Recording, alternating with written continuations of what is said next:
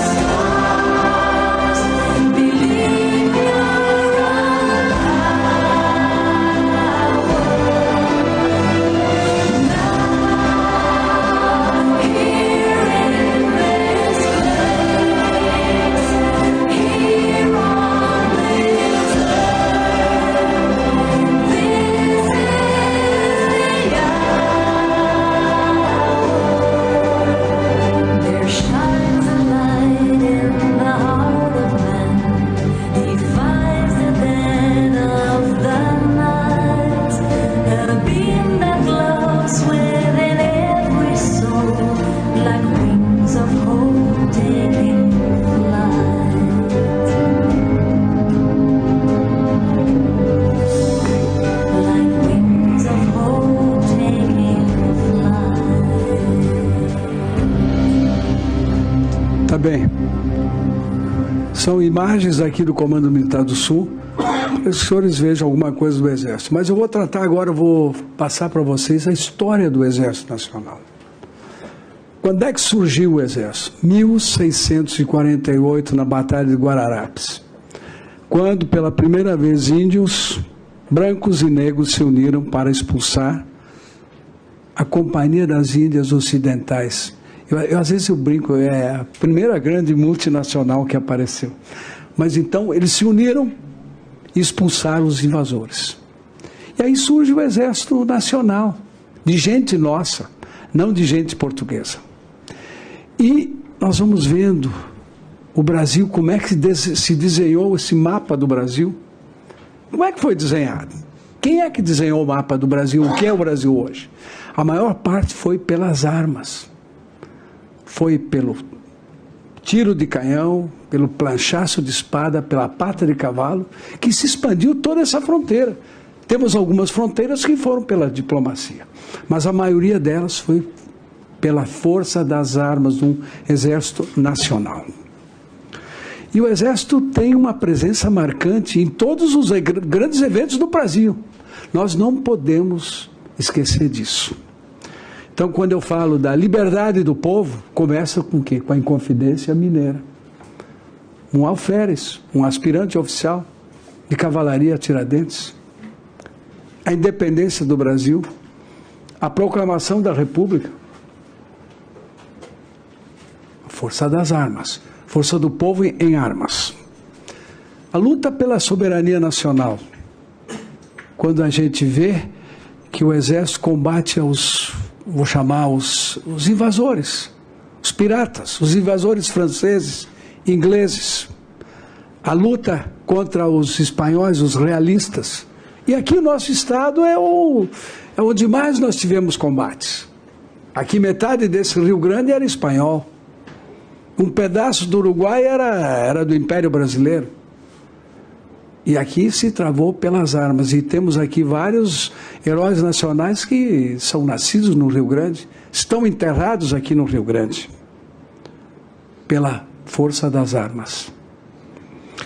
Eu vou falar um outro ponto, a luta pela igualdade racial, que pouca gente lembra disso. Mas o Exército, quando foi para a Guerra do Paraguai, lá no Paraguai, o Paraguai foi ocupado por vários anos pelas tropas da Tríplice Aliança. Não vamos esquecer que Palácio de López foi moradia de vários militares brasileiros. E aí se decretou a abolição da escravatura no Paraguai. E os militares negros foram todos libertos do Exército Imperial. E antes da abolição da escravatura, o Exército se negou a capturar escravos.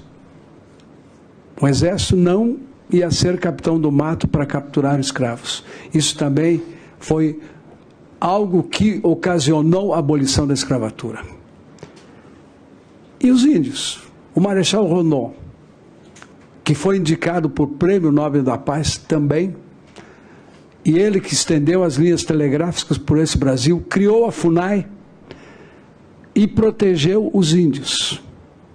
Morrer se for preciso, matar nunca. Isso era o lema das tropas do Marechal Rondon. E a luta da paz interna desse país, com todas aquelas revoltas na época do Império, todas aquela série de revoltas, o Brasil quase se fracionando, diferente da América Espanhola, que se fracionou em vários países. A América Portuguesa se manteve num só país, numa só língua, numa só extensão territorial. E aí surge alguém que é o patrono do Exército, o Duque de Caxias. Nós temos um testemunho aqui no Rio Grande, na Revolução Farroupilha, que foram 10 anos de luta, de mortes. 10 anos. E quando terminou todo esse combate, todo esse conflito, nós tivemos aí a paz do Ponche Verde, aqui em Dom Pedrito, e Caxias que escreveu tudo isso. Caxias, com os republicanos, com Davi Canabarro, se assinou o Tratado de Ponche Verde. E o lema foi paz sem vencidos e sem vencedores. E eu vou ler alguns artigos dessa paz do Ponte Verde que se aplica até hoje, que às vezes as pessoas esquecem nesse país o que de tão belo foi feito aqui no Rio Grande. Olhem bem, são 12 artigos, eu vou ler alguns só. Fica nomeado presidente da província aqui de São Pedro do Rio Grande o indivíduo que for indicado pelos republicanos, não pelos imperiais. Pleno e inteiro esquecimento de todos os atos praticados pelos republicanos durante a luta, sem ser, em nenhum caso, permitida a instauração de processos contra eles. Anistia ampla, total e restrita, esquecimento do que ocorreu. Dar-se a pronta liberdade a todos os prisioneiros, que serão esses, às custas do governo imperial, transportados ao seio de suas famílias. Serão revalidados os atos civis das autoridades republicanas. Serão revalidados os atos do vigário apostólico. Está garantida pelo governo imperial a liberdade dos escravos que tenham servido nas fileiras republicanas. Os oficiais republicanos não serão constrangidos a serviço militar algum e, quando espontaneamente queiram servir, serão admitidos nos seus postos no Exército Imperial. O direito de propriedade é garantido em toda a plenitude. Ficam perdoados os desertores. Vejam bem, naquela época, depois de 10 anos de luta, Caxias escreve isso. E é a paz do Ponte Verde.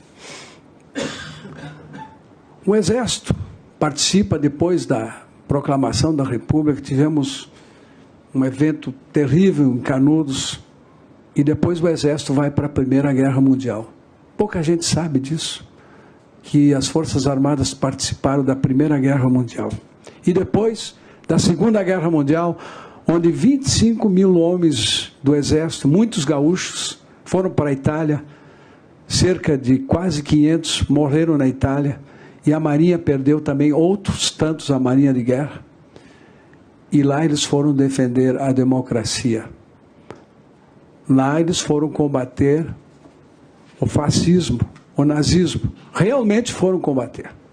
Jovens daqui, de todos os rincões aqui, do Rio Grande do Brasil. E depois o Exército participa dessas forças de paz da ONU, começando lá na Grécia, na Albânia, depois vai para a Índia e Paquistão,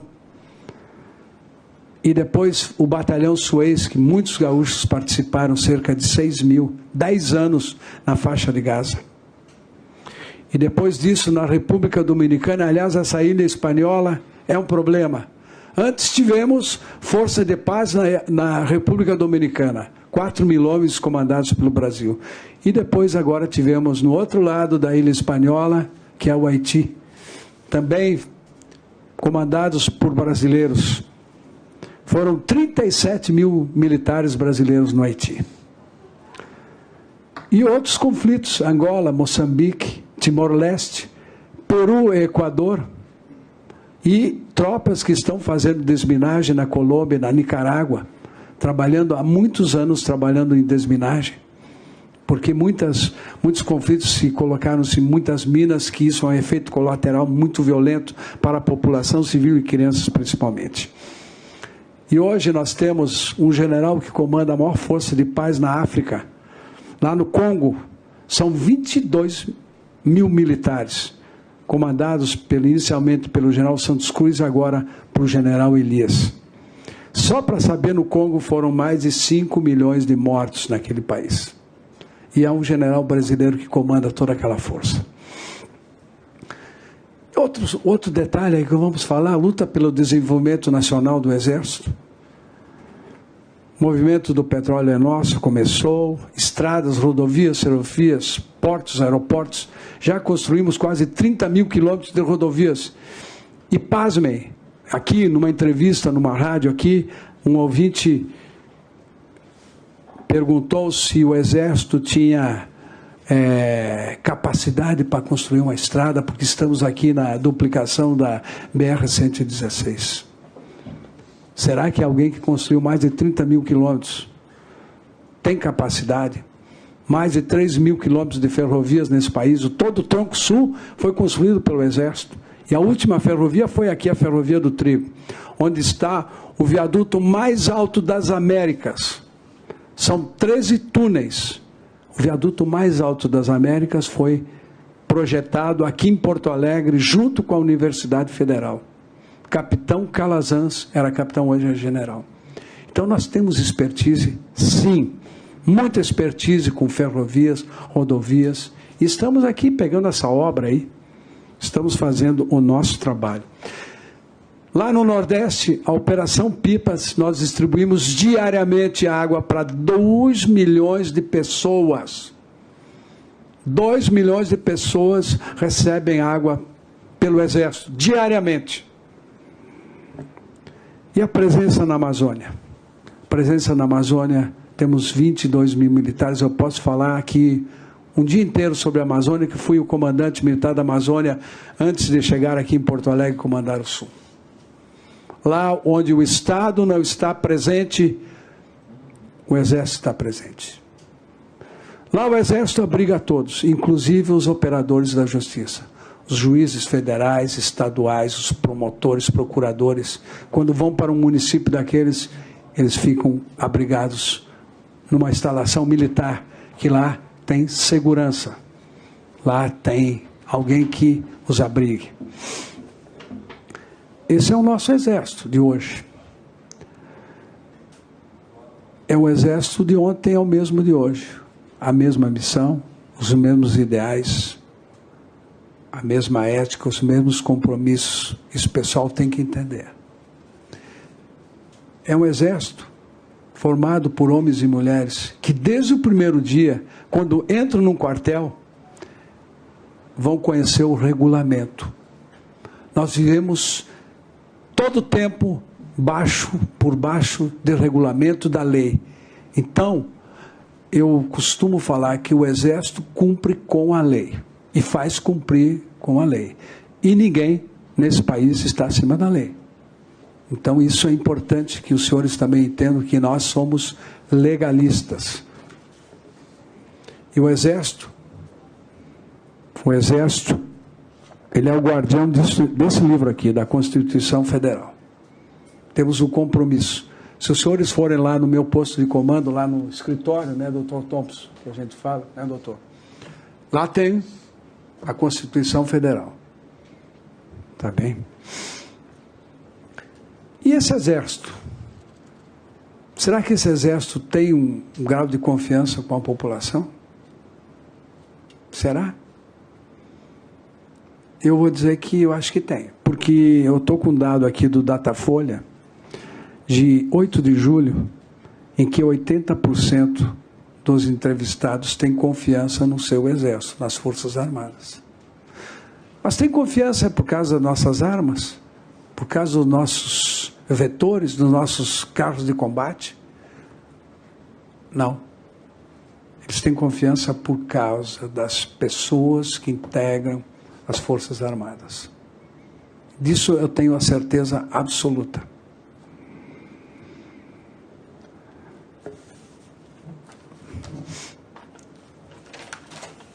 Eu quero falar alguma coisa da carreira militar.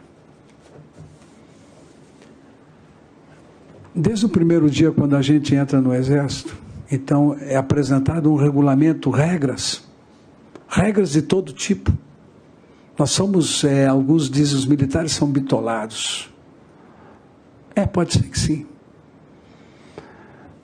Porque nos é impregnado em todos os momentos nas escolas militares, primeiro, honestidade. Numa academia militar não precisa ninguém ficar cuidando de prova de cadete. Ninguém. Uma prova, os alunos vão fazer a prova, ninguém tem que cuidar, porque ninguém vai colar. Porque aí entra a honestidade. Se alguém cola, está roubando, está de alguém.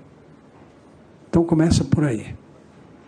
Outra coisa que se é impregnado, o espírito comunitário. Nós estamos trabalhando para alguém. O nosso objetivo é trabalhar para a população. Então nós temos que ter espírito comunitário. Às vezes, quando nós vemos aí soldados pintando uma escola, ou indo para um orfanato, para um asilo, é para esse garoto que vem prestar o serviço militar obrigatório, para que ele entenda que, talvez pela primeira vez na vida dele, ele está fazendo alguma coisa para o seu próximo, para a população mais carente, mais necessitada, para as crianças, para os idosos, para as mulheres. Aí vem o respeito, a disciplina, a autoridade. E hoje talvez a gente tenha uma crise disso, porque nós estamos com uma geração mimimi, uma geração açúcar, que qualquer coisa que é contrariada derrete. Derrete porque você está atingindo o direito do outro. Aí ninguém quer cobrar nada de ninguém, ninguém quer cumprir com a lei, porque a lei é de todos. E não se respeita mais os outros, não se respeita mais a autoridade. Mas dentro das Forças Armadas se mantém. Por quê? Homens que têm o poder legal de usar uma arma, que o Estado diz que ele tem poder de usar uma arma, tem que ter uma autoridade que comande isso. Porque senão é um bando. Então, tem que ter respeito, tem que ter autoridade, tem que ter alguém que dê uma ordem e que alguém vai cumprir com essa ordem exatamente como ela tem que ser feita. Homens que têm que ter ética. Ah, não, no meio civil eu sou uma coisa, quando eu boto o uniforme eu vou fazer cumprir a lei. Não, o militar tem que ser da mesma forma como civil e como militar. Não é aquela coisa que a gente fala no Rio de Janeiro, deu mole, ele deu mole, eu tenho que levar vantagem. Negativo, o militar tem que ter sua ética, ele tem que ser da mesma forma. Como se dizia, ele deu golpe, se for pego, tudo bem, se não for pego, pode continuar dando golpe. Negativo, o militar tem que ser igual sempre. Legalidade, eu já falei, que somos cumpridores com a lei. Temos que ter dedicação. Agora eu vou falar sobre a carreira militar. Falei alguma coisa do Exército. O que o Exército faz? E vamos lá. O militar, ele não tem emprego, não. Eu não tenho emprego, eu tenho uma vocação. Tem que ter vocação. Isso aqui é um sacerdócio. Tem que ter uma formação específica. A nossa formação militar é específica. Ela não vai servir quase nada para outra profissão. E ela abrange as ciências exatas e humanas dentro da academia militar. Às vezes o pessoal acha que nós vamos só aprender a lidar com armas. Negativo.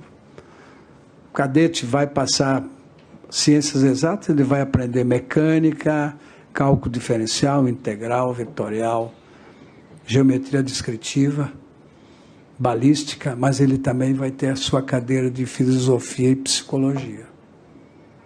Eu lembro muito bem que fiquei um ano inteiro falando só sobre a verdade. Um ano de filosofia era a verdade, a ética. Então, a carreira militar passa por tudo isso. Direito. Direito é muito importante na academia militar.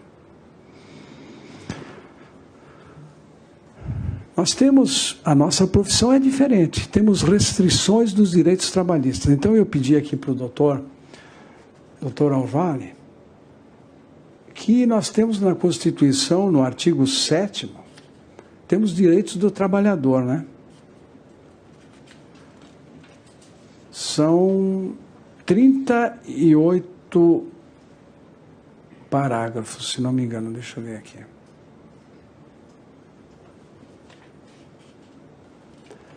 E aí, o que se aplica aos militares? De todos esses. Somente 12 dos 34. Somos diferentes. E tem que ser. Vocês acham que nós militares estamos reivindicando vários direitos trabalhistas? Negativo. Porque senão não seríamos militares. Seríamos uma empresa de segurança contratada, como ocorre lá no Iraque, em que os americanos e o Iraque contratam empresas de segurança, que tem ex-militares de todo mundo que trabalham nessas empresas. Eu não vou ler os artigos aqui, mas tem alguma coisa que eu posso falar. Por exemplo, nós temos dedicação exclusiva. Eu não posso ter outro trabalho. O general Mioto, ele não pode ser sócio de uma empresa. Não posso ter outro trabalho. Eu não posso, depois, digamos, que eu saio do quartel, fazer outra atividade. Eu não posso. Proibido por lei. Nós temos risco de morte. Sim. Eu comando 52 mil militares. São 52 mil homens. Todo dia vem um relatório e eu tenho gente que se acidentou, gente que morreu, outros que tentaram suicídio, outros que no final de semana faleceram por motivo de acidente, que não é em serviço. Mas nós temos risco de morte.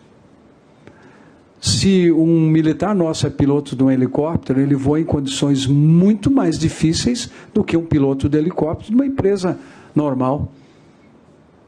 Porque nós costumamos brincar com a Força Aérea.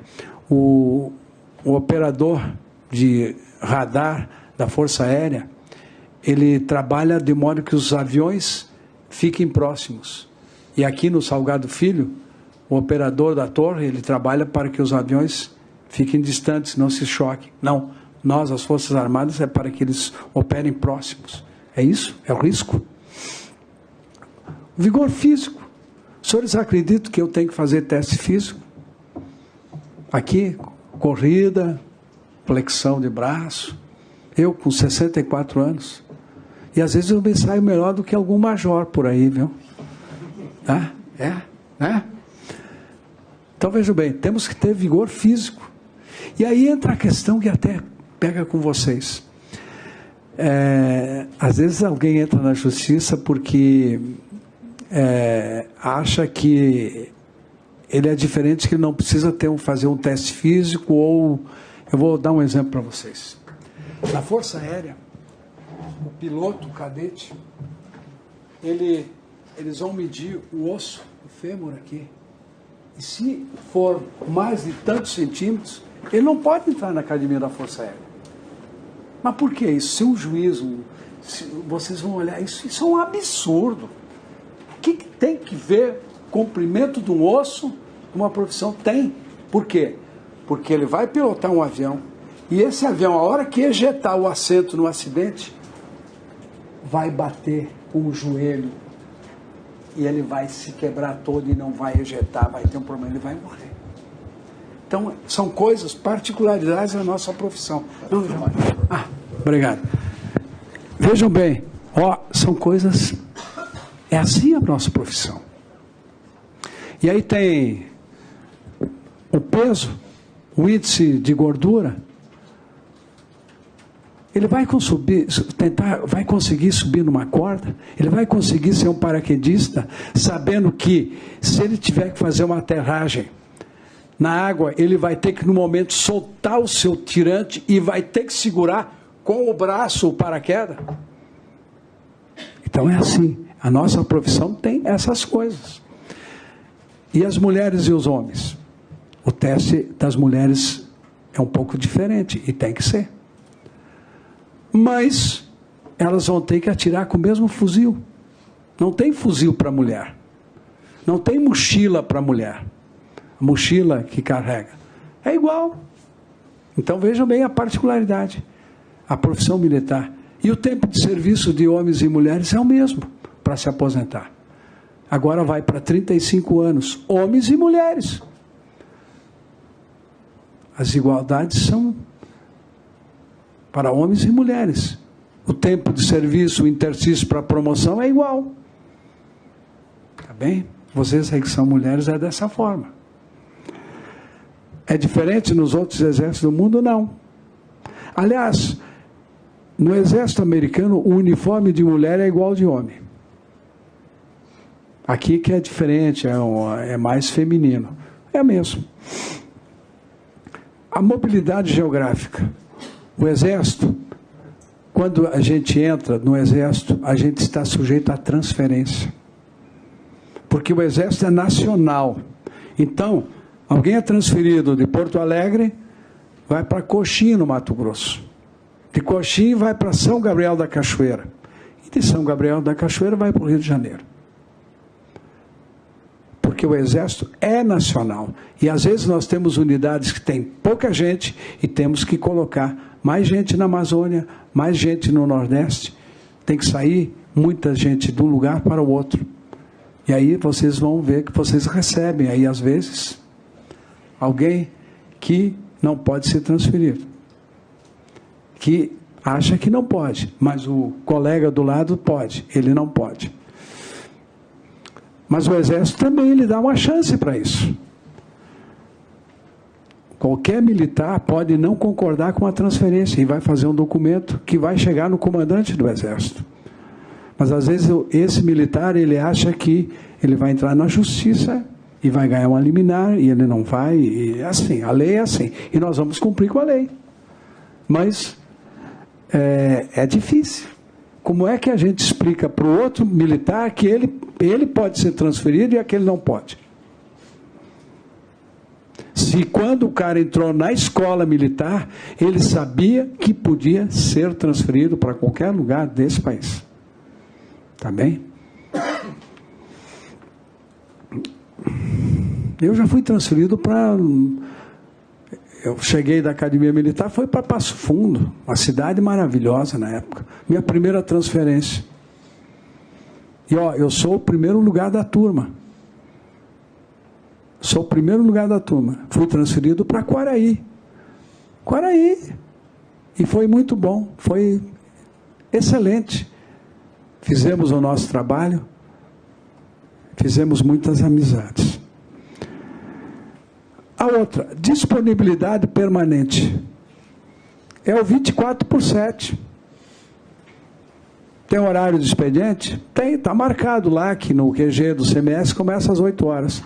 Mas se amanhã nós tivermos que começar às 3 da manhã, nós vamos começar às 3 da manhã. E aí? E o final de semana? Pode ter, pode não ter. Eu estava conversando com o doutor Orvali, que nós não vamos trabalhar na BR-116 o dia de Natal e o dia do Ano Novo. Não vamos trabalhar, está decidido. Vamos dispensar. Por quê? É assim. Porque nós recebemos essa missão dessa obra aí com atraso. Nós recebemos com atraso. Houve uma morosidade na duplicação, na entrega. E nós temos que recuperar o tempo. Então é isso, é o 24/7, qualquer momento. Hoje eu tenho tropa aqui na toda a área de fronteira do Paraná até o Chuí, fazendo repressão ao ilícito transfronteiriço, junto com os órgãos de segurança pública. Estão trabalhando, 24/7.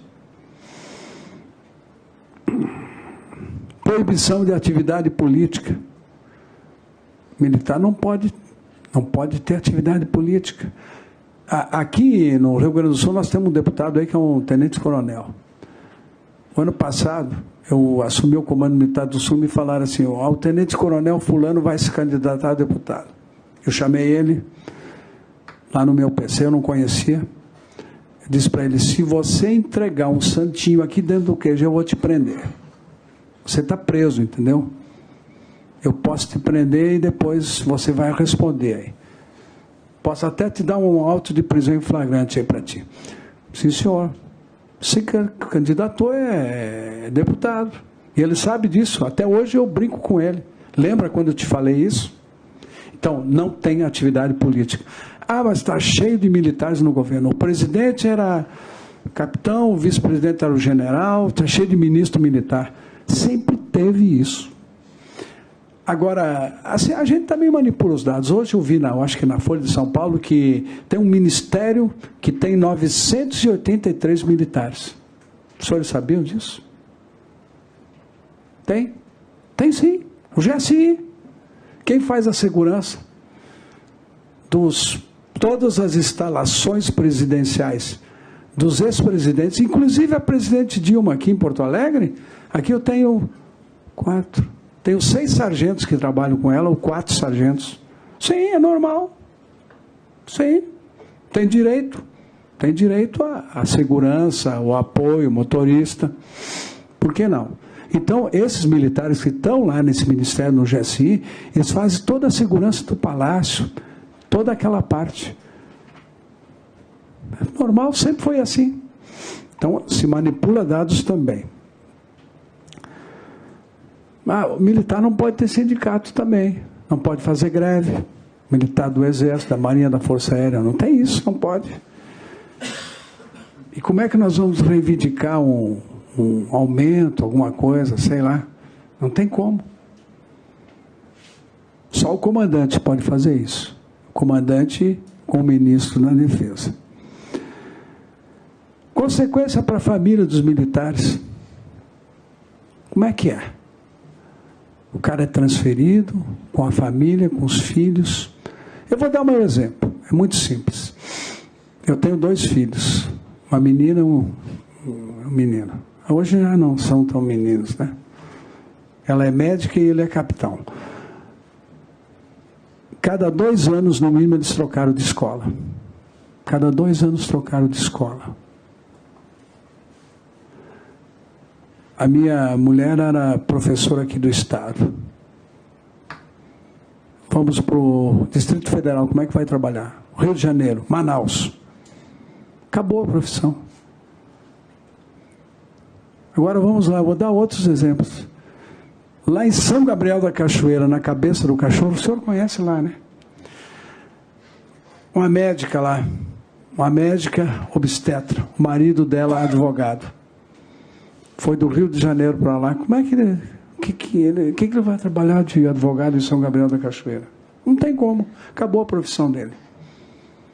Da mesma forma, eu dei um exemplo de uma mulher com o marido. E quantas mulheres que perdem o seu emprego? Não tem como prosseguir. E a adaptação dos filhos. Como é que esses filhos que trocam de lugar cada 2, 3 anos?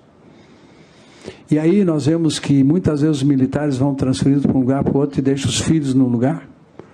Às vezes a esposa no outro. É difícil. Isso pesa na educação dos filhos. Como é que eles vão passar no vestibular? Aí entra o colégio militar. Aí às vezes é a crítica do colégio militar. Que isso é um privilégio dos militares. Eu não acho que é muito privilégio, não. Eu não estudei em colégio militar, sou filho de civil. Meus filhos estudaram aqui no Colégio Militar de Porto Alegre. É um colégio que ele presta apoio aos militares transferidos. Transferidos. É pago. Todo mundo paga o colégio militar. Não é grátis. Paga. E em torno de 30% dos alunos são filhos de civis, que prestam concurso para o colégio militar. O senhor fez colégio militar? É filho de civil ou militar? De civil, concurso. Né? Eu me lembro que o senhor tinha falado. Tá bem?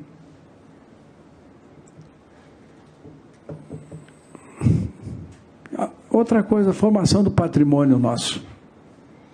Nós temos condições de formar um patrimônio com a carreira militar? Não temos.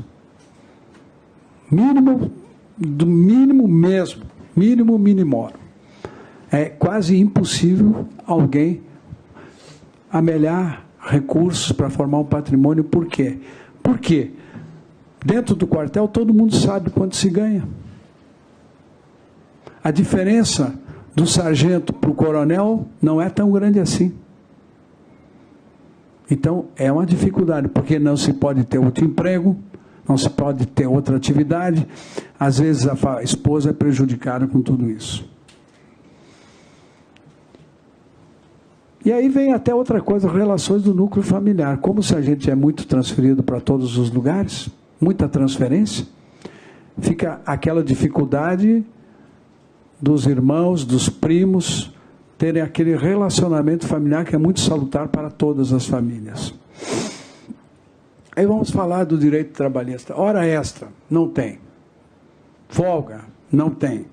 Adicional noturno, não tem. Fundo de garantia, não tem. Aliás, os senhores também não têm fundo de garantia, não vamos falar também disso, né? Disciplina, rígida disciplina. É difícil a gente se adaptar com a disciplina. Ainda mais os jovens de hoje em dia, que eu falei, a geração mimimi, geração açúcar. Você gritou, desaba.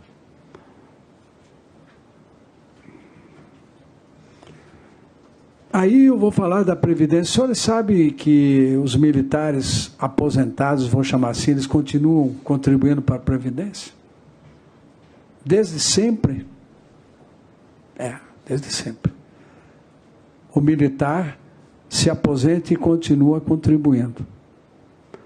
E se nós formos contar com hora extra, com adicional, com tudo isso, nós temos aí uns 45 anos de serviço, não é 35, não é 30.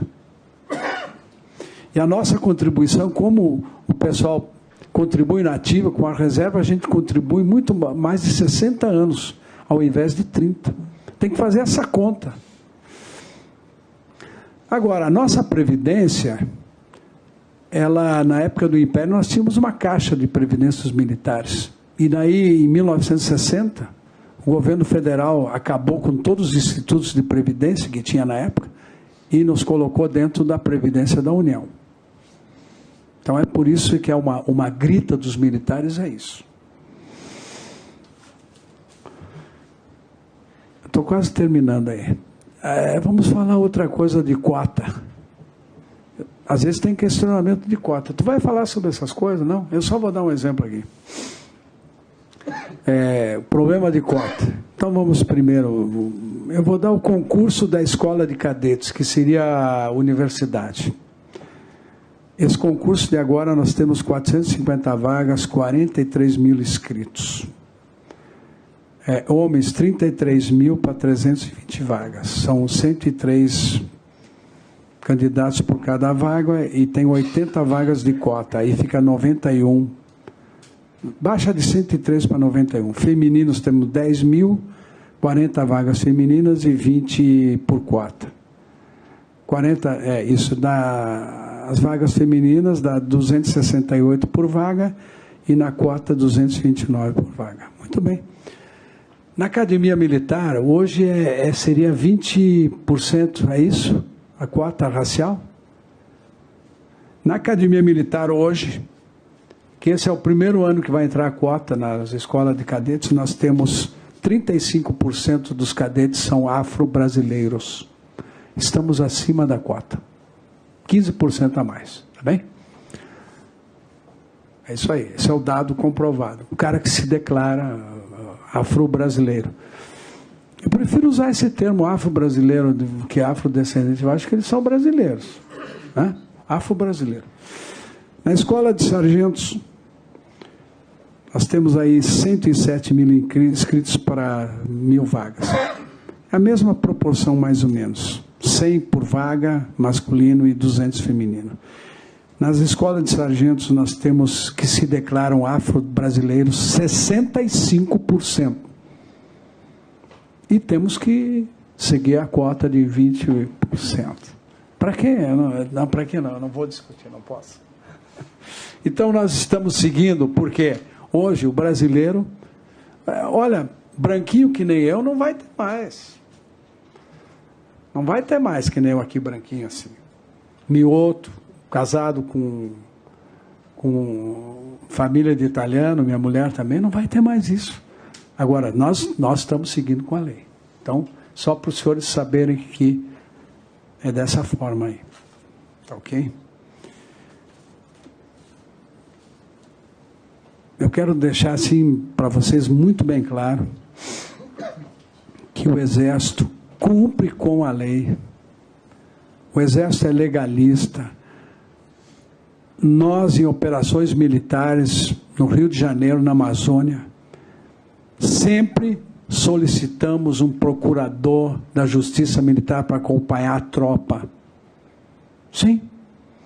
inclusive nos presídios da Amazônia, fizemos 32 presídios de varredura, sempre um procurador ou procuradora, quando era um presídio feminino. Operações no Rio de Janeiro, no Complexo da Pêndulo Alemão de Pacificação, sempre um procurador ou procuradora da Justiça Militar presente para fiscalizar a nossa ação. E eu acho que isso é importante. Por quê? Temos que fazer as coisas transparentes. Nós não temos nada para esconder. Nada. Nada para esconder. Temos que ser transparentes. Tá bem?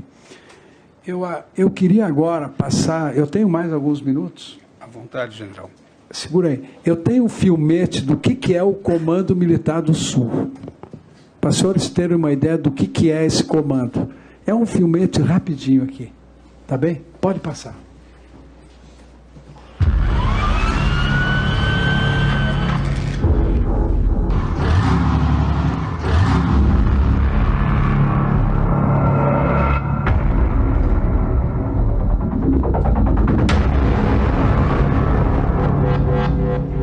O Comando Militar do Sul abriga a maior frota de blindados do Exército Brasileiro.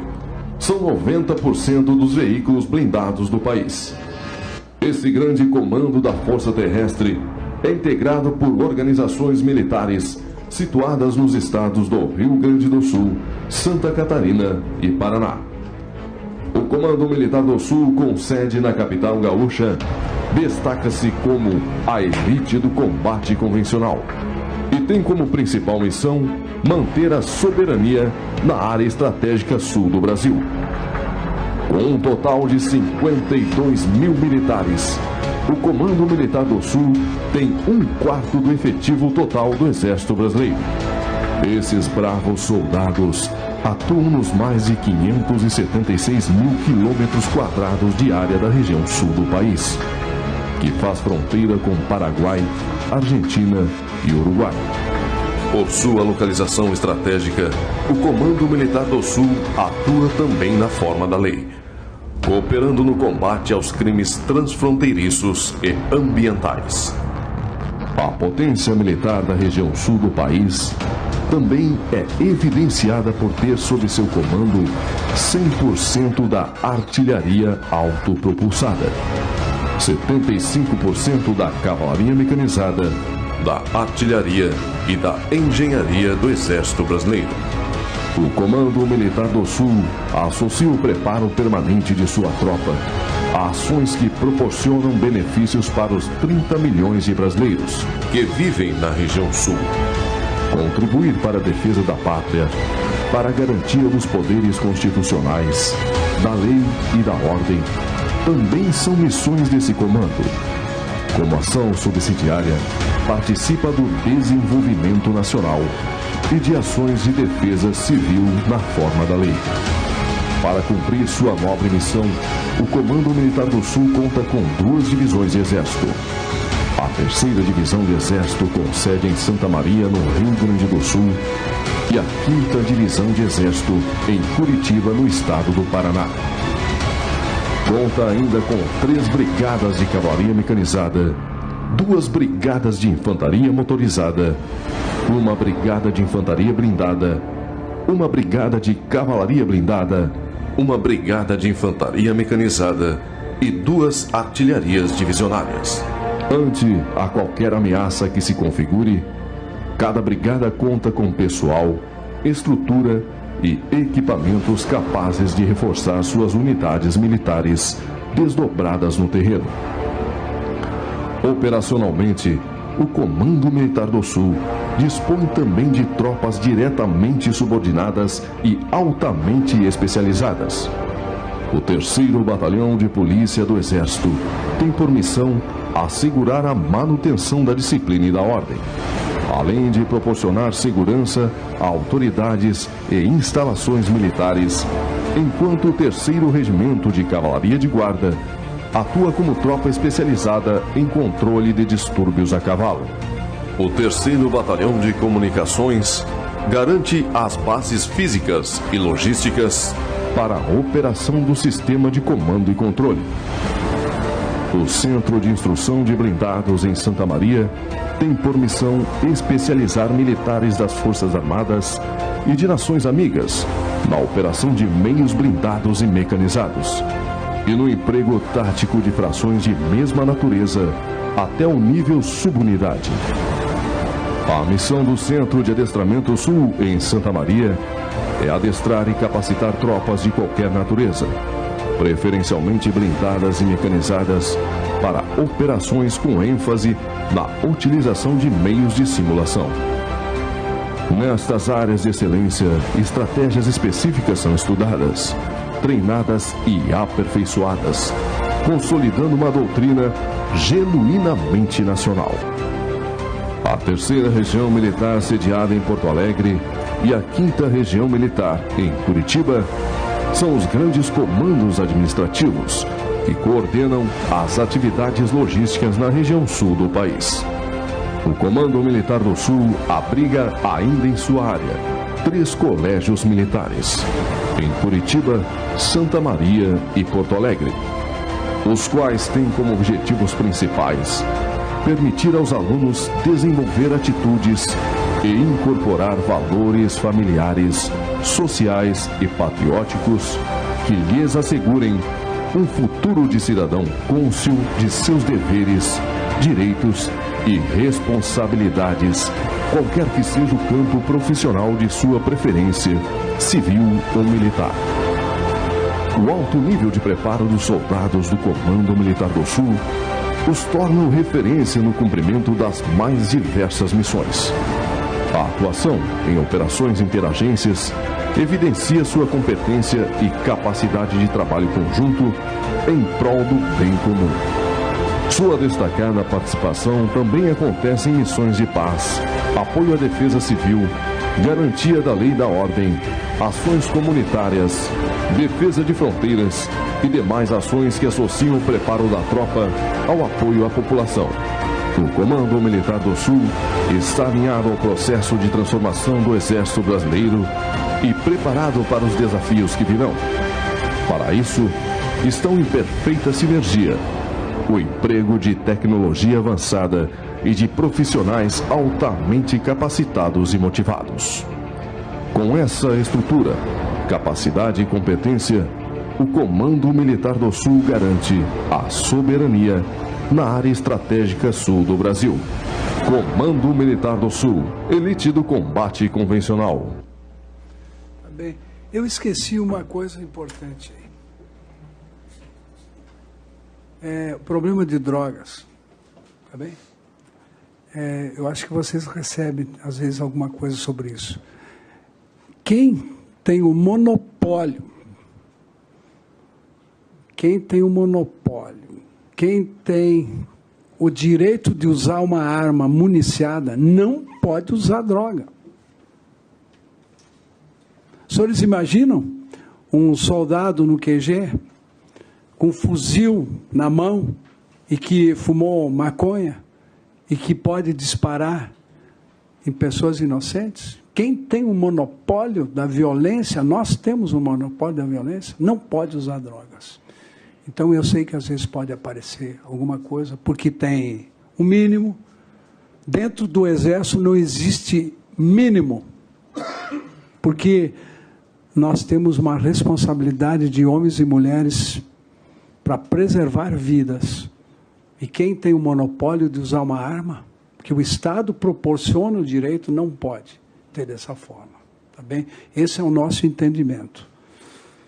Bem, outra coisa é a meritocracia. Eu queria deixar para vocês que dentro das Forças Armadas a meritocracia é importante. Quem estuda, quem se dedica, sobe. Isso é algo que existe, que a gente valoriza muito. Para dar oportunidade a todas as pessoas de bem que queiram seguir a sua carreira, que possam seguir. E o filmete foi uma ideia para vocês aí de ver o que é o Comando Militar do Sul. Qual é a nossa responsabilidade, qual é a nossa capacidade e as nossas deficiências também. Tá ok? Eu agradeço a oportunidade de estar aqui. Temos muita, mas muita admiração pelo trabalho dos senhores e das senhoras. E não é só o Exército que tem, a população admira muito a coragem moral dos senhores e senhoras, de aplicar com a lei, de deixar bem claro que a lei é para todos os brasileiros, os homens e mulheres. Temos a maior profunda admiração pelo que vocês fazem. Isso é uma virtude de um país, de um Estado, em que a lei, os homens que operam a lei têm a sua liberdade de fazer uso, de aplicar para todas as pessoas. Tenho maior admiração por vocês aí. Muito obrigado.